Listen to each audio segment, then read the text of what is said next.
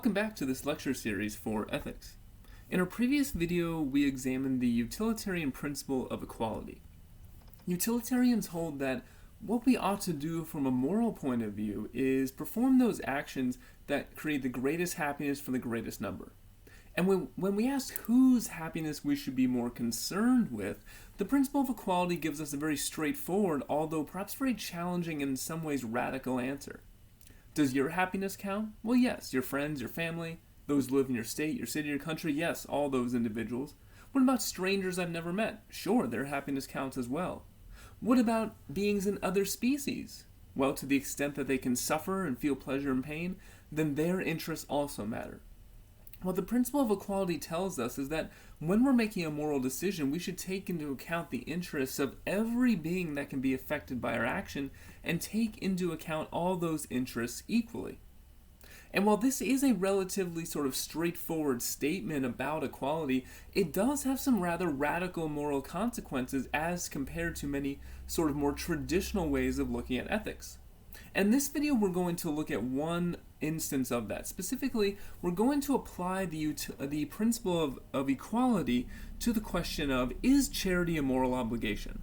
Or to what extent do we have a moral obligation or an ethical obligation to give to charities that can save lives and reduce suffering? Now, in order to examine this issue, we're going to be looking at a very famous article by a philosopher named Peter Singer called Famine, Affluence, and Morality. So just a little bit about Peter Singer. He's a contemporary philosopher, still alive today. He's Australian, teaches primarily at Princeton. But the article we're going to be looking at, he actually wrote in 1971.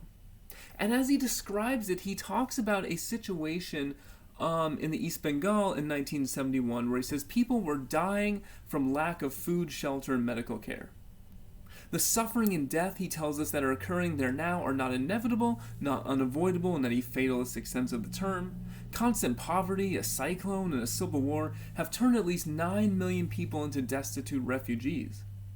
Nevertheless, it is not beyond the capacity of the richer nations to give enough assistance to reduce any further suffering to very small proportions. So the story tells is somewhat familiar, right? We all know that there are tragedies that happen, there are natural disasters, there are breakdowns in the social and political order which cause a great deal of suffering.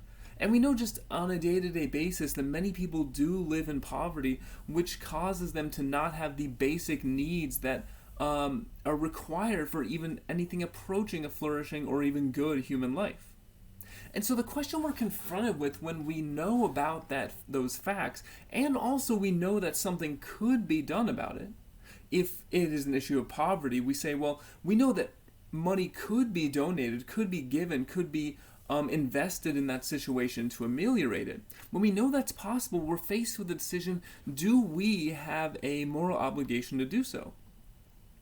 And one of the things that Singer laments here is that in this particular situation, the decisions and actions of human beings can prevent this kind of suffering, he says, but unfortunately human beings have not made the necessary decisions.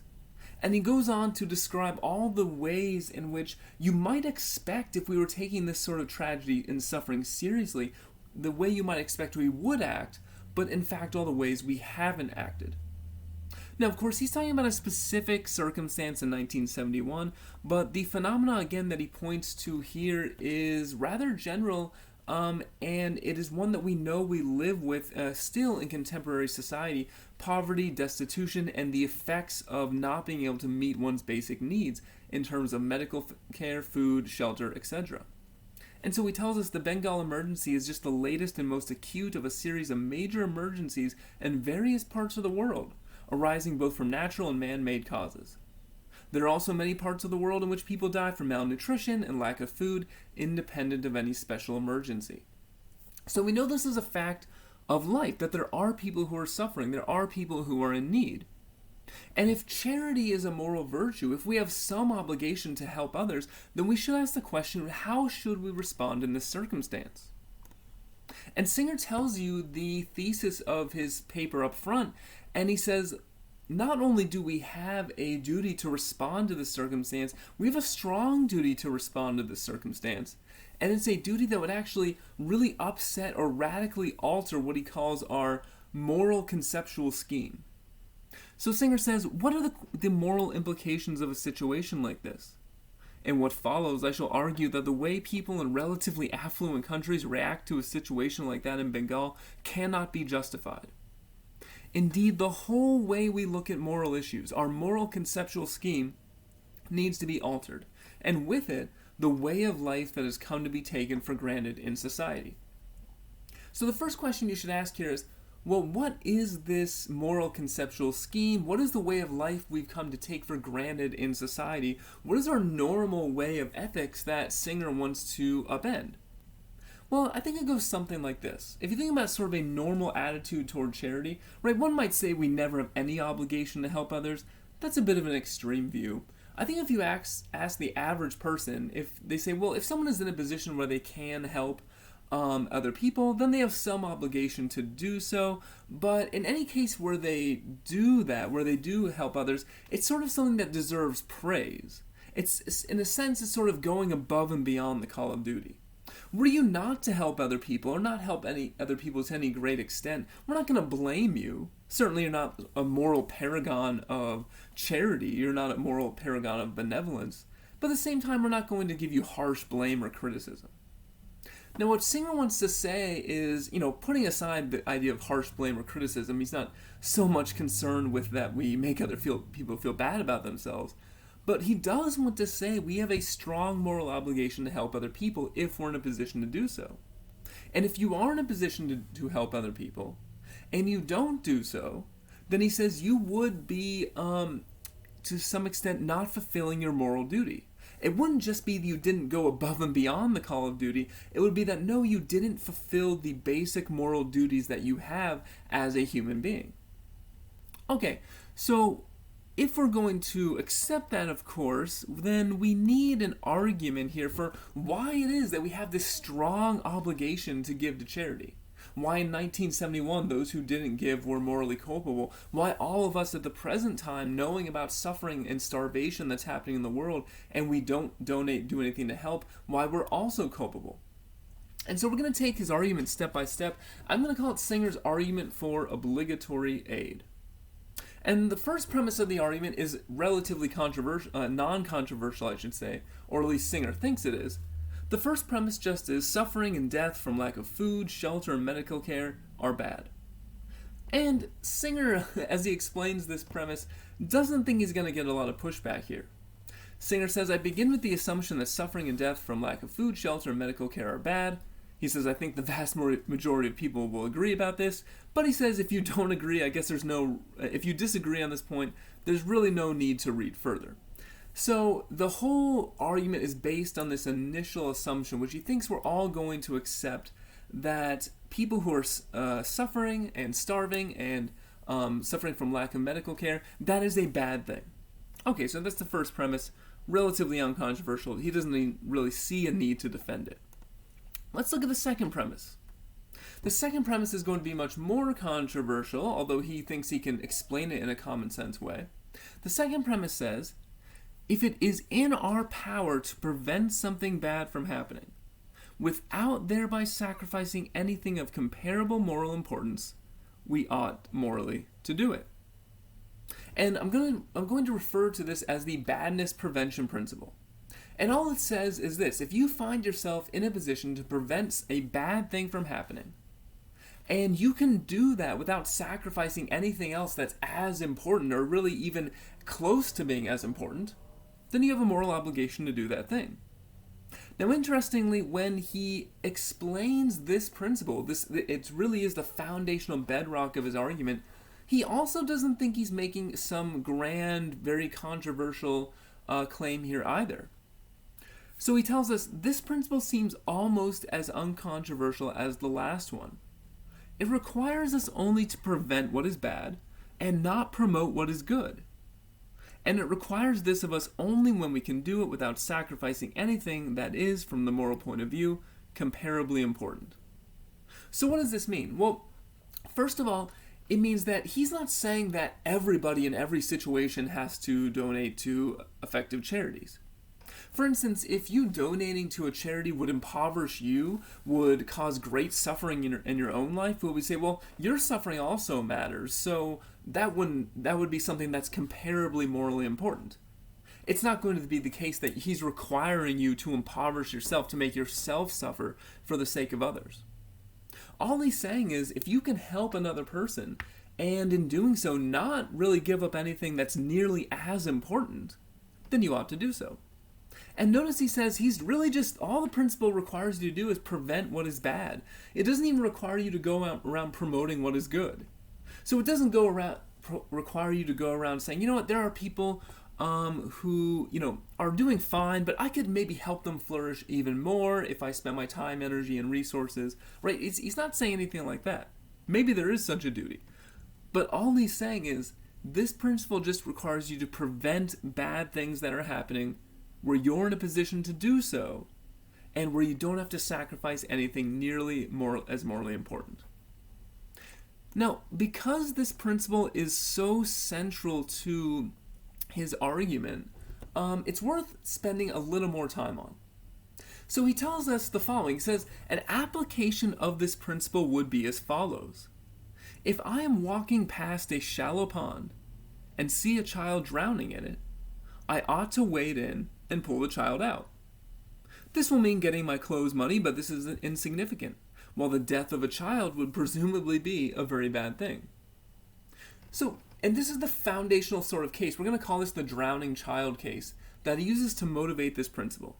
He says, imagine you're walking past a shallow pond, you see a child drowning in that pond, and then you think to yourself, okay, should I help? You might say, well, if I go into the pond, maybe I'll get my clothes muddy or dirty. Maybe I'll be late to a meeting. Maybe you'll inconvenience me in some other way. Maybe I'm trying to catch the bus and I'll have to wait for the next bus. That'll delay me 30 minutes. But if you think about all that, your missed meeting, the 30 minutes of time you'll miss out on, having to spend money on new clothes, maybe those are important things in some sense, but are they nearly as important as the life of the child that you could save by pulling that child out of the pond? And so he's not saying that those things have no importance for you. He's just saying that any reasonable person would look at those and say 30 minutes of your time and the money you'd have to spend on new clothes isn't nearly as important as the life of another human being. Now, it's interesting that recently, in the last few years, philosophers have been discussing this case, the drowning child case, ever since the article came out in 1971. But recently, in the last few years, a case that's oddly similar to this hypothetical scenario, in fact, did happen. If you click on this link here, you can read the article, but to sum up, there was a bride and a groom who were taking wedding pictures, and in a nearby pond, there was a child drowning. The groom dove into the pond and saved the child, of course interrupting his photo shoot, of course getting the perhaps very expensive tuxedo that he bought, in that case ruining it, but he went in and at that personal cost saved the child. And the question you have to ask yourself is, I think this person deserves to be praised, but also imagine that person had not done that. Imagine that person had said, you know what, I know there's a child drowning, in this pond right by me, but I spent a lot of money in the suit, and, we're in the middle of our photo shoot, so, how can I be expected to save this child? And if we accept P2, if we accept the badness prevention principle, in fact, we would have to say that this groom was morally obligated to do so. Now, again, to apply the principle correctly, it doesn't mean in any circumstance he would. Suppose the child was drowning in an extremely deep pond, or it was like an ocean where the waves were ravaging, it was extremely dangerous to go in. Suppose he couldn't swim. Suppose he was disabled in some other way that meant it was almost an assured death for him if he tried to save the child. In none of those circumstances would he be morally obligated to save the child. It's just when he can do it and not have to sacrifice anything of comparable moral importance. Now, I want to look at this issue in one other way. And if you look at the document I'm using right now, and you go down here to this link to this TED Talk, Peter Singer uses another example that I think also makes this point. So I'd recommend right now, if you want, pause this video, watch the first 3.5 minutes of that video, and you can see him defend this premise with yet another example. The only thing I'll say is that the beginning of the video does feature some footage, which is mostly blurred out, but in which a child is hit by a moving vehicle. It's not overly graphic or really that disturbing, but just to make you aware of that if you want to avoid seeing that. So go ahead and check out that video, and then you can restart the video once you're done. So now that we have seen how Singer explains what I'm calling the badness prevention principle, we should say a few things about how this relates to charity. And we've seen a few examples now that he uses. He relies on this drowning child case. In the TED Talk video, he discusses the case of Wang Yu, who was hit by the van and no one stopped to help. So there's all these cases where there's a child, there's a person you could save at little cost to yourself, and our reaction seems to be, yes, that you should, even at some cost to yourself, when that cost is minimal, you should in fact save that child. So what does that have to do with giving to charity? Well, as Peter Singer discusses in that TED Talk, as we talked about last time, those in the effective altruism movement say there are empirically driven and researched in terms of data charities that we know are effective at saving lives. And so then you have to ask the question, well, given that I can contribute to these life-saving charities by donations of money I make, given that doing so is relatively easy if I just have access to the internet and if I have some level of disposable income, it would seem like, aren't we in a situation all the time very similar to the drowning child case? Even though the child we could save through effective charities like the Against Malaria Foundation isn't right in front of us, even though that child isn't staring us in the face, even though the child isn't drowning in a pond right behind us, isn't it the case that we are still in a situation where we could donate money to save that child at the cost of something that's not as comparably morally important? And what is the cost? Well, some money on our behalf, right? Maybe we have to give up some of the luxuries we enjoy. Maybe we have to give up our morning cup of coffee. Maybe we go on one less vacation. When you think about that, you say, well, I enjoy those things, and that's fine. But remember, the principle says, and it has you ask the question, are those things as morally important, right? Are those things as morally important as the life you could save? And if the time it would take to save the child in the drowning child case, if the money it would take to replace this person's suit or whatever the case may be, if that is not as morally important as the life of the child you could save, then how is the money you spend on, Singer says, bottles of water or coffee at Starbucks or going to the movies, how is the money you spend on those things also not as morally important as the life of the child you could save? And so what P2 says is that what it makes us realize in Singer's view is that we are in the situation of the drowning child case all the time. We are in a situation where we can help those in need at relatively little important moral cost to ourselves. Now, there are a few other points to make about the second premise of this argument. And specifically, one of the points Singer wants to make is that although, as he says, on its face, this premise, this badness prevention principle, makes a claim that's relatively uncontroversial, if we truly followed on it, if we followed through on this principle, he says our world, our entire society, and everything we think about ethics would be fundamentally changed. And why is this? Well, he highlights two aspects of this principle. First, he says the principle does not take into account distance, right? And so the point here is that whether the child you can save is in a pond right by you or on the other side of the planet, it doesn't matter where that child is. It just matters, are you in a position to make a difference? Are you in a position to help save that child's life? And he defends this by just appealing to what he thinks are very sort of intuitive moral principles. And, if you think about it, you might say, well, look, there seems to be a difference between a child that's drowning right by me and a child on the other side of the planet. When I see a child drowning right in front of me, my emotions are so much more pulled toward that child, right? Psychologically speaking, it would be very difficult to look at someone suffering right in front of you and not do anything. It would be very difficult to see someone drowning right in front of you and not assist. There's just a much stronger connection. But when you know in the abstract that someone is suffering on the other side of the planet, it's just much more difficult to draw that connection. As sort of a side note, if you ever look at the sort of commercials and advertisements for charities who want you to donate to save the lives of other people, they are very acutely aware of this, and in those commercials, they very much try to establish a personal connection between you and the person you would be helping. So you see the child close up, you see their face, you see them, you see the effects of their suffering, and all this is to decrease that distance. So Singer, of course, admits that psychologically speaking, it's much easier and more likely will help those who are closer to us, but morally speaking, it doesn't actually make a difference to our moral duties. Singer says the fact that a person is physically near to us so that we may have personal contact with him might make it more likely that we shall assist him, but this does not show that we ought to help. If we accept any principle of impartiality, universalizability, equality, or whatever, we cannot discriminate against someone merely because he is far away from us or we are far away from him. And here we see the utilitarian principle of equality and the effect it is having on this argument.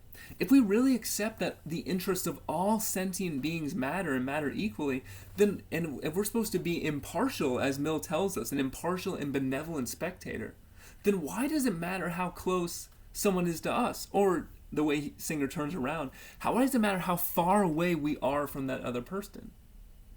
Distance can only matter if it actually made it more difficult for us to help. But given that you can make online donations of money to effective and well-researched charities just through having the internet, it doesn't really seem that distance makes much of a difference anymore. So that's the first implication. The second implication is that this principle doesn't take into account how many other people could help. Because you might be sitting here and saying, well, look, yes, maybe I should be donating, but what about all those other people out there who aren't making donations to effective charities? And if no one else is doing anything, why should I be the one to do it? And once again, Singer admits here there is a psychological difference between the cases, between helping a child there's a psychological difference between when you're the only person who can help and when many other people can help. He says, so I admit there's a psychological difference between the cases. One feels less guilty about doing nothing if one can point to others similarly placed who have also done nothing. And this is actually a psychological phenomenon that's been researched. It's known as the Bystander Effect. It's an odd sort of effect where if someone is in need of help or assistance and there's a bunch of people around, everyone seems to assume that everyone else is going to do it, and the overall effect is that no one does anything. So Singer, again, admits this is a part of our psychology, but he just says that doesn't mean it's actually right to do nothing. And one way to think about this is, go back to the drowning child case. Imagine that there was the child drowning in the pond just as before, but it just happened to turn out that there are 100 other people also standing watching the child. Would it be acceptable of you then to say, well, there's 99 other people here, why should I be the one to jump in? It's fine for me to stand here and watch the child drown.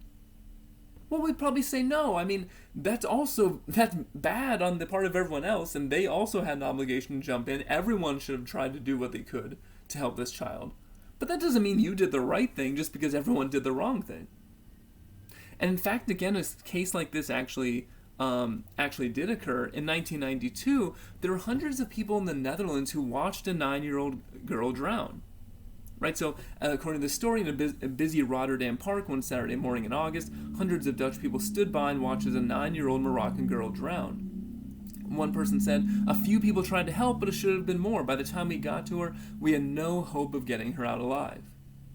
So my reaction there would be that each individual person acted incorrectly and was responsible for not doing what they should have, despite the fact that everyone else was in the same situation and also didn't act as they should have. Now apply this to the current circumstance. Yes, there are many people who could give, and the vast majority of people do not give to effective charities, which could save lives. But that doesn't lessen your responsibility. That doesn't mean the right thing to do is what everyone else is doing. So that is Singer's explanation of the second premise of the argument. It just requires us to prevent what is bad without sacrificing anything of comparable moral importance. So let's turn to the third premise of the argument. The third premise says, by donating money to aid agencies that would otherwise be spent on luxuries, you can prevent suffering and death from lack of food, shelter, and medical care, without thereby sacrificing anything of comparable moral importance. All this premise says is that there is a way that you can help, there is a way that you can prevent suffering and death from lack of food, shelter, and medical care. And so I won't say too much more about it, but as I said before, it is by going to, for instance, GiveWell.org and seeing their top charities, which are researched and have evidence to show that the dollars you contribute can actually effectively save lives. And I have examples of some of their top charities here. Now, but there's one other point in the third premise that we should pay some attention to. Notice it says here, by donating money to aid agencies that would otherwise be spent on luxuries. So you might ask, well, what is a luxury in this context? I've given some examples. You might say, well, okay, if someone is deciding, should I save a child drowning in a pond, and the only thing they have to sacrifice is 30 minutes of their time waiting for the next bus to get there, you might say that 30 minutes is definitely a luxury in comparison to the life you could save. I've also said, if you think about all the money you spend on a vacation and that money could be donated to an effective charity to save a life, you might even argue that maybe that one vacation is not of comparable moral importance, that it's a luxury. But you might say, well, what if I really took this seriously and I said, oh, well, all vacations are a luxury, or any sort of entertainment for myself is a luxury, or I have to get the cheapest possible house and the cheapest possible car so I can donate all my money to effective charities. Now, the first thing I would say is there are actually people in the effective altruism movement do take that sort of stance quite seriously. Peter Singer himself lives very frugally. He gives as much as, I think the last time I saw, roughly around 40% of his income to charity. He says he's working toward 50%, always trying to build up so he can give more and more. And many in the effective altruism movement will think about ways either that they can live more frugally to have money left over, or they'll think about ways that they can have the most lucrative, most high-paying careers possible so that they have the most money to give. So on the one hand, I think that Singer would encourage us to really think critically about how important many of our personal enjoyments are to our lives. But on the other hand, he actually says that I'm not going to draw a stark line for you around the category of what's a luxury or not a luxury. In his 2009 book, The Life You Can Save, he gives further explanation of this point. So he says, nearly as important is a vague term. That's deliberate because I'm confident that you can do without plenty of things that are clearly and inarguably not as valuable as saving a child's life. I don't know what you might think is as important or nearly as important as saving a life. By leaving it up to you to decide what those things are, I can avoid the need to find out. I'll trust you to be honest with yourself about it. So Singer doesn't think as a clear-cut answer for what's a luxury and what's not a luxury, but he thinks that if we're honest with ourselves, we all know that we spend money on things we don't really need or things that aren't as important in comparison to the lives we could be saving. And he thinks if we're honest with ourselves, there might be some disagreement about what a luxury good is, but for those with disposable income, for those who are in a sufficient level of income and wealth, all of those individuals will have a fair portion of their income, a fair portion of their money that they're spending on things that we can all say that in comparison to saving a life should qualify as luxuries. So that's the basic idea of the argument. Suffering and death from lack of medical care and food is bad. If we can prevent something without sacrificing something of comparable moral importance, we should do it. We can do that by donating to effective charities. Therefore, there is an obligation to donate our money to charities that will save lives. And once again, Singer emphasizes that this conclusion does have a radical outcome. The outcome of this argument is that our traditional moral categories are upset. The traditional distinction between duty and charity cannot be drawn, or at least not in the place we normally draw it. The idea that charity is simply going above and beyond is something that's optional, you can choose to do from a moral point of view, simply can no longer be justified. And he continues on, he says, When we buy new clothes not to keep ourselves warm but to look well dressed, we are not providing for any important need. On the contrary, we ought to give the money away, and it is wrong not to do so. So, this is an argument that often gets a strong response from students when they first encounter it. I know it did for me when I took my first philosophy class. And so I'll actually be very interested in what you think about this argument. And one thing I would point you to is P2 in particular. And think about the way he supports this premise. He supports it by saying that saving a child from a drowning pond is similar in all relevant respects to donating to effective charities. So one thing I would invite you to think further on is that the case? Are there any morally relevant differences between saving a child from a drowning pond and between donating to charity? Certainly there are differences. Again, psychologically, it's much more satisfying maybe to save a child from a drowning pond. But are there any morally relevant differences? That is, are there any differences that actually matter for our moral duties and how we think about morality? So I will leave that question to you and stop the video there. Thank you for listening, and I'll see you next time.